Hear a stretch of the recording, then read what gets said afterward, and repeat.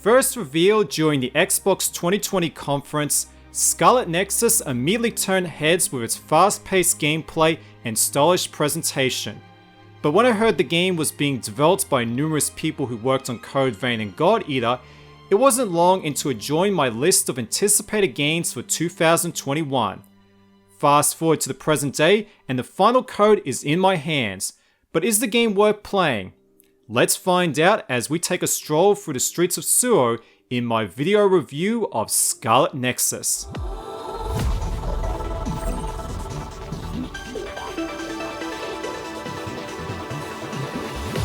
The world of Scarlet Nexus takes place in the dystopian future where mysterious monsters called Others are attacking humans and eating their brains. To combat this threat, the local government has enlisted the help of the OSF, a squad of soldiers who fight others with their psychic abilities. The game's narrative starts out slow, but it shouldn't take long for plot twists to occur where seemingly no one can be trusted.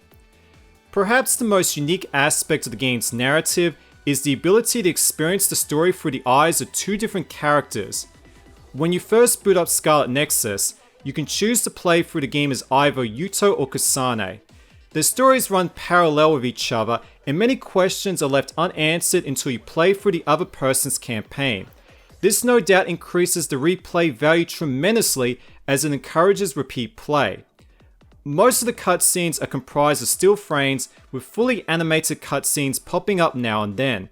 No doubt this was a cost-saving measure due to the game's limited budget, but at least all the cutscenes are rendered in real time and look fantastic when played on a console that supports 4K.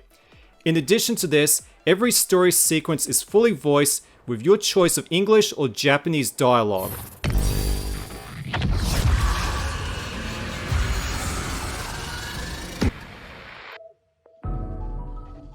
The gameplay is akin to a hack and slash game with some RPG elements thrown into the mix. Your moveset includes the typical light and heavy attack, but what separates Scarlet Nexus from other games in the genre is the emphasis on psychokinesis. By holding down the left or right trigger, you can throw different objects at your enemies, including cars, boxes, and telegraph poles. Your comrades also play a big role in this game as you're free to tap into their psychokinesis. Their powers can increase your attacks or offer more unique properties like seeing the location of invisible enemies. Learning the right moments to exploit these abilities will be the key to your success. The other gameplay mechanics include a finishing move called the Brain Crush. While taking enough damage or killing a certain number of enemies will activate the brain drive and will temporarily enhance your abilities. The final major mechanic is a limit breaker called the Brain Field.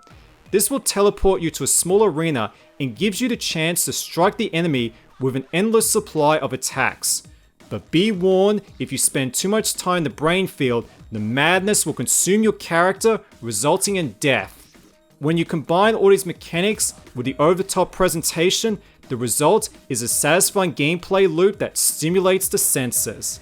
Just lean back. Ah, that's so relaxing. You try. In between the story missions, players are free to explore the city and seek out new side quests. In addition to this, you can grind for more experience that can be spent on acquiring new skills. This downtime also gives you the chance to socialize with your teammates and increase your social links, bond levels. These bonds can be increased by showering your teammates with gifts or having a chinwag during a Bond episode. I'm going to be brutally honest, I did not enjoy these Bond episodes as characters tend to waffle on about nothing. It feels like padding for the sake of padding. Plus, some of the gifts in this game are downright weird. For example, one girl loves receiving oil as a gift. Wow, I'm so happy. Next time you go out grocery shopping, take your girlfriend over to the cooking oil section. She'll be extremely impressed. I guarantee it. What's with these guys? It's like one of my Japanese animes. Scarlet Nexus is powered by Unreal Engine 4, with the developers opting for a unique approach to rendering. By employing a mixture of cel-shaded character models and realistic environments, the game has a colourful yet gritty look that bodes well with the cyberpunk setting, although the environments can get repetitive, especially with locations being recycled throughout the campaign.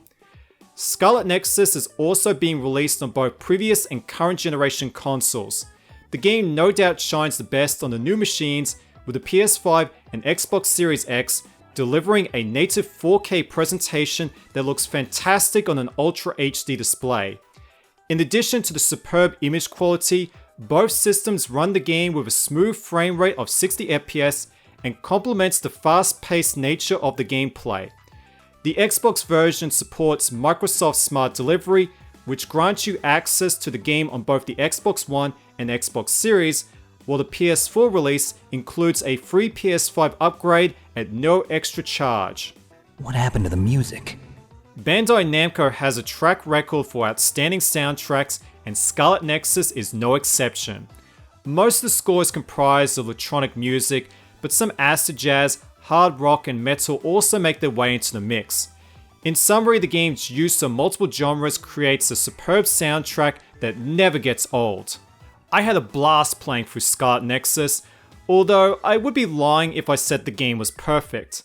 The environments can get repetitive, and the characters have a tendency to waffle on about nothing. But the game's fast-paced combat and slick presentation makes for a captivating experience that had me coming back for more. Fans of anime, cyberpunk, and hack-and-slash games would be crazy not to give this one a spin. I got mobbed by a herd of giant cats inside a room. It's like one of my Japanese animes.